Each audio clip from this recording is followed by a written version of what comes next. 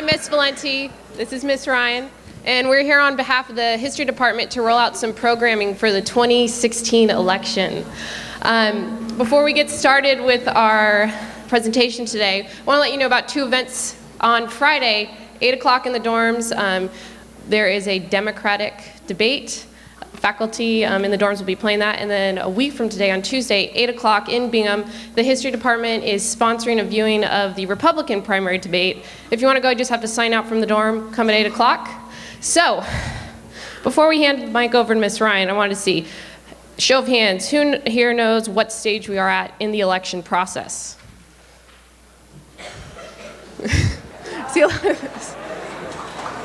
what stage are you at? What's going on right now in the election process? The primaries. Yes, good. Okay. Who knows what a primary is? Anyone here knows what a primary is? Okay. Anyone? No one? Here, stand up, stand up. What's your name? Chris. Okay, what do you think of, what is a primary?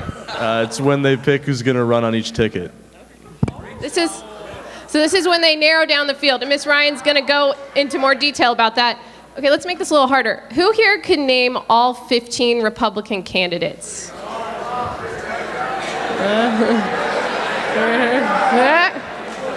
Stand on up. Stand on up. What's your name? Tenant Maxey. I don't know if I can do this. Rand Paul, Mike Huckabee, Ben Carson, Ted Cruz, Chris Christie, Carly Fiorina, Jeb Bush, Marco Rubio, Scott Walker's the one? Trump. Donnie, can't forget Donnie.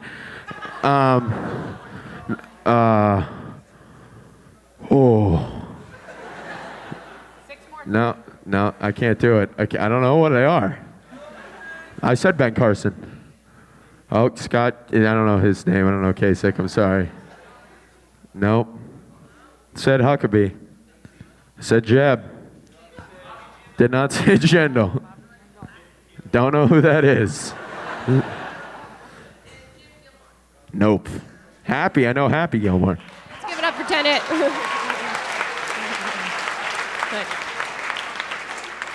Okay, so with that being said, we're going to hand the mic over to Ms. Ryan. Why don't you guys give it up for Ms. Ryan? Good morning, everyone. I bet many of you probably didn't realize that today is Election Day. It is understandable, as the offices that are up for election today are local, meaning town councils, mayoral, and boards of education. They don't get a lot of media attention. However, I'm not up here to talk about today's election. I am here to talk about the election which takes place exactly 1 year from today, and the primary and caucus process that leads up to the 2016 presidential election. Only in the United States would a teacher get up in front of a school to talk about an election that is 1.5 to 2 years in the making. Canada just had an election, and the whole campaign only took 11 weeks. During election season, I'm often asked who I think will win the election. Most years, I've been able to offer an accurate prediction. However, that is just not the case for this year. Trump, Carson, and Fiorina are not typical Republican candidates. No one thought they had a chance. The GOP has never nominated a candidate who hasn't held elected office. Yet, here they are at the top of the list.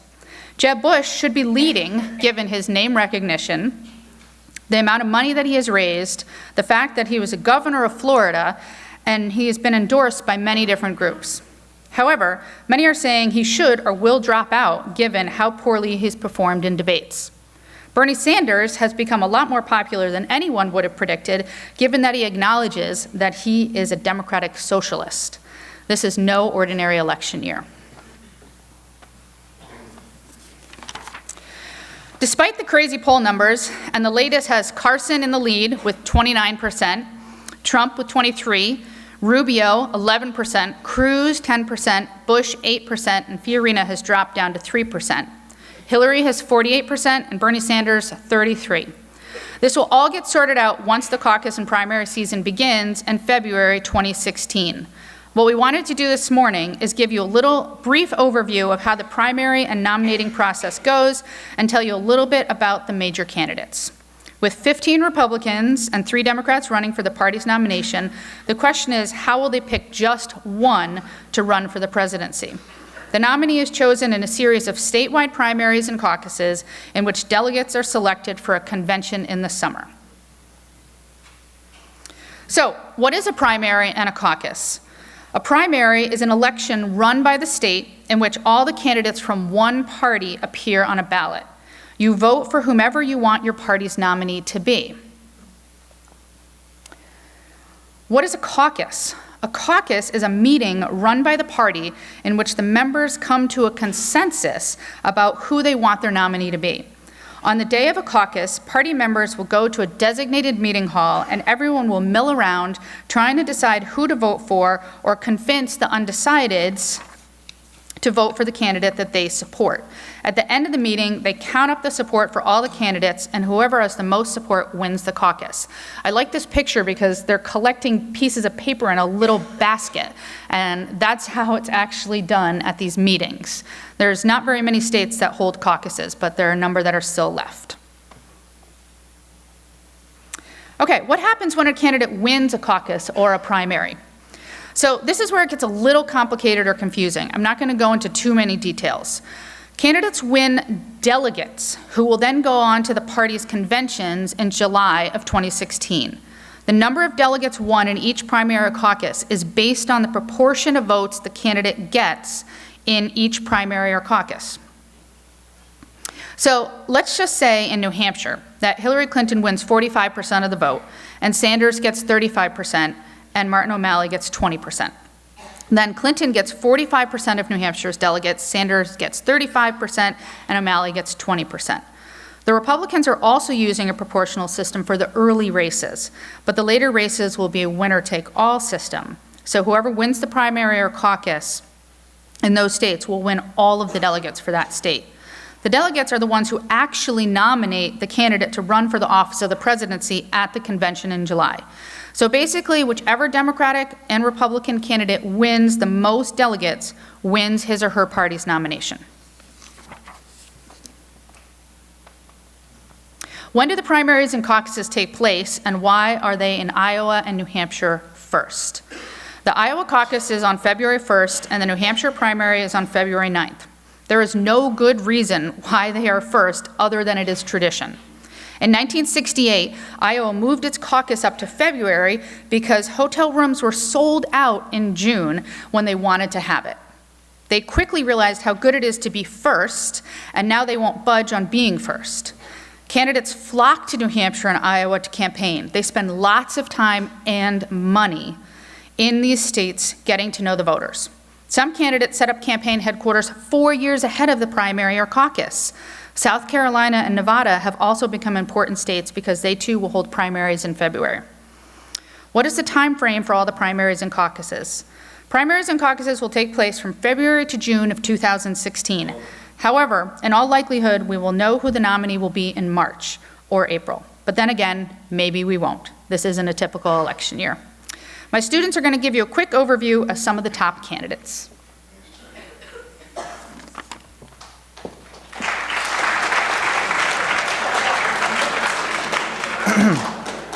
With a 24-over lead over her closest opponent, the Democratic frontrunner is clearly Hillary Clinton. The former First Lady, Secretary of State, and Senator is now looking to become the president. So, her net worth is $45 million, although she was dead broke 14 years ago. The source of her wealth is speeches she gives to financial institutions such as Goldman Sachs, JP Morgan, Morgan Stanley, and Citigroup. So let's keep that in mind when we further analyze her positions. Education, Wellesley College, undergrad, and Yale Law School, graduate school. So continue. Her positions, her economic policy. So she is what we expect from a Democratic candidate. She supports tax breaks to middle-income families and increased taxes of the rich. That's why she's planning on raising the capital gains taxes. On climate change, again, she's a Democrat, so she recognizes 97% of the scientific community who recognize climate change. So she wants to invest in clean energy, such as wind and solar, to protect the environment. And on entitlements, she fully supports Social Security and vehemently opposes the Republicans' attempt of privatizing it. So again, a Democrat. Affordable Care Act, so she fully supports Obamacare, and she says she'll even take it further. How much further? She has detailed plans on it. You can check her website. Social issues, so she is pro-choice, obviously. So this is interesting. Last time she ran for president, she was against same-sex marriage, but her views evolved over time. So now she is supporting same-sex marriage. Fight against ISIS, she wants to continue with this current strategy, which is drone strikes and training anti-ISIS militants. On immigration, she wants a comprehensive reform which will give a path to citizenship to undocumented immigrants and also protect the border. So now the GOP frontrunner, at least he was 2 days ago until Carson took place, but most of the time he's dominating. So it is Donald Trump, billionaire, flamboyant lifestyle. So we'll go inside. Also the author of The Art of the Deal. So his net worth is $10 billion according to himself. $4 billion according to Forbes, and only $2.9 billion according to Bloomberg. Which one is true? I don't know. Please you choose. One of those is true though. So his source of wealth, some inheritance from his father, some real estate investments, and some reality shows like The Apprentice. So the interesting is, he actually went bankrupt 4 times, his companies. So let's keep that in mind. 4 bankruptcies. Education, Wharton Business School, the best. So this different thing with Donald Trump is, he aligns mostly with the Republican field. However, some of his points are more democratic. So in this case, as every other Republican candidate, he wants to decrease taxes, and he also promises to be as the greatest jobs president God ever created. So that actually is a promise that he's giving. On climate change, I actually censored it. That was actually with profanity, so he doesn't believe it whatsoever. If anything, he believes we're going to ice age. So he will do nothing about the climate change problem. On entitlements, now he's more liberal leaning here. He wants to protect the entitlements without any reforms. So this is different from the Republicans and more close to the Democrats. So Affordable Care Act, he wants to repeal it. When asked, with what would you replace it? He said, with something terrific. What is this something terrific? We do not know. But with something terrific is his point. Social issues, he's pro-life and against same-sex marriage. On fight against ISIS, he has a clear vision. I will hit them so hard, your head will spin. So that's actually an actual stance of his. And lastly, on immigration, he wants to build a great wall. So I will build a great wall, and nobody does walls better than me. And he'll also make Mexico pay for the wall. Exactly how, we do not know, but he will make Mexico pay for the wall. Anyway, so that's Donald Trump and Hillary Clinton. Thank you, everybody.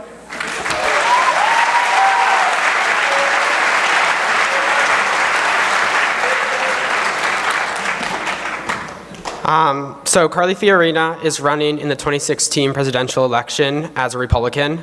She's the second woman to enter the race, and many are criticizing her for her lack of experience as a politician. She helped with John McCain's 2008 campaign, and in 2010 she ran for Senate in California, but she lost. And while her name may not be as popular as Bush's or Trump's, and she does not have substantial political experience, she is an established executive, as noted by her position on the world's 100 most powerful women list by Forbes in 2010. And she began her career at a small 9-person law firm. She rose to executive positions at AT&T and became the CEO of Hewlett-Packard in 1999, but she was forced to resign in 2005. And in terms of her key beliefs and potential policy agenda, Fiorina believes in limiting the government's regulations on the economy. She strongly supports the Second Amendment. She is pro-life. And she supports immigration if earned through education or service in the armed forces. And she does not support government regulation as a solution to climate change.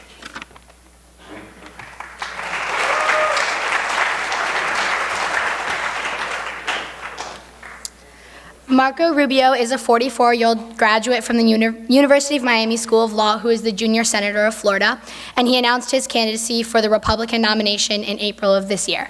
Marco Rubio is very important to the Republican Party because he's the only of the few frontrunners that has actually held an elected position before. So a few of his opinions on the key issues. He's pro-life and opposes the right to privacy decided in the Roe v. Wade Supreme Court case, and he is against the federal funding of Planned Parenthood. As far as the budget and economy goes, he does not agree in raising the debt ceiling and oppose the Obama stimulus package. He opposes paycheck fairness, which means he does not think it necessary for women to receive equal pay. He voted no on reauthorizing Violence Against Women Act, and he feels that gay marriage should be left up to the states, and he supported the amendment to prevent same-sex marriage. So he was not happy with the Supreme Court decision. He wants to toughen laws against prostitution and sex trafficking, which is interesting seeing as he voted no against the Violence Against Women Act. And he also would like to implement a mandatory life sentence for repeat sex offenders. He strongly opposes the recreational use of marijuana and has been quoted as saying that there is no healthy use of marijuana in a recreational manner. For education, he supports less federal and more local control of education. He feels strongly about early education for at-risk children, and he supported the No Child Left Behind program implemented by Bush during his presidency. He also feels that there needs to be a greater education about the costs and benefits of student loans, and he's been very vocal about student loans in general. He graduated in the 1990s, and he just finished paying off his student loans in 2012, and he really believes that there should be much more education to students before they go off to college about student loans. Like most Republicans, he does not believe in global warming, and he is quoted as saying, "The climate is always changing. It's not from human activity." In 2013, he voted no on a bill that protected ocean, coastal, and the Great Lake ecosystems. He believes that we have ignored Latin American democracies, and as a Cuban American, he feels very strongly about the increased relations with Cuba. He also, in 2013, supported the funding and supplying of the Syrian rebels. As far as gun control, he's a huge supporter of the Second Amendment and feels that new gun laws are ineffective and therefore should not be implemented. In 2013, he voted no on banning high-capacity magazines of over 10 bullets. For healthcare, he is pro-vaccination and anti-Obamacare. He realizes that immigrants are a very important part of the U.S. labor force and wants to modernize laws to fit such a labor force. So he's not necessarily in line with a super conservative ideology on immigration. He feels that the children of illegal immigrants should be offered in-state tuition fees and that immigration should be a federal issue, not something left up to the states. Finally, on the issue of jobs, he believes that rather than raising the minimum wage, the issue should be combated with federal wage subsidies. So that's Marco Rubio, and he has quickly risen up to the top 3 in the polls, which is kind of a sigh of relief from the Republican Party because before that he was kind of towards the bottom, and we just had 3 outsiders as the top 3 candidates in the race.